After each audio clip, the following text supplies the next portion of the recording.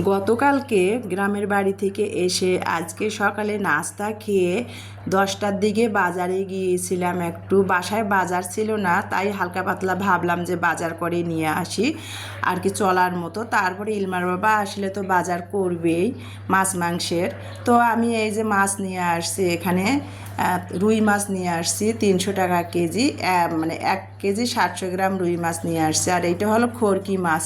তো ইলমা আবার এই খরকি মাছটা পছন্দ করে, ওর জন্য 250 গ্রাম নিয়ে আসছি। খরকি মাছ 200 টাকা কেজি, 250 গ্রাম ইলমার জন্য নিয়ে আসলাম। আর এই যে তেলাপিয়া মাছ 220 টাকা কেজি, তেলাপিয়া মাছ আমি 2 কেজি নিয়ে আসছি।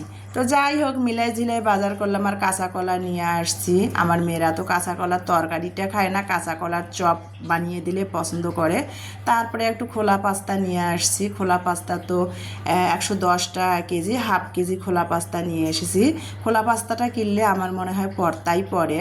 তারপরে এখানে মুরগি নিয়ে আসছি। মুরগি হলো 150 টাকা ব্রয়লারের কেজি। তো আমি এখানে 2 কেজি 200 গ্রাম মুরগি নিয়ে এসেছি। তো এখন বাজারগুলো না সব আমি গুছিয়ে প্রসেসিং করে বেছে তারপরে ফ্রিজে রেখে দিব। তারপরে আর রান্না আমি আজকে দুপুরে কি করব সেটা আমার লং ভিডিওতে থাকবে। লং ভিডিওটা তো আমি প্রতিদিনের মতো 7:30টায়, সন্ধ্যা 7:30টায় ছাড়ি। তো বন্ধুরা প্লিজ আপনারা আমার লং ভিডিওটা সন্ধ্যা 7:30টায় দেখবেন। তো আজকে আমার বাজারের ভিডিও এই পর্যন্তই।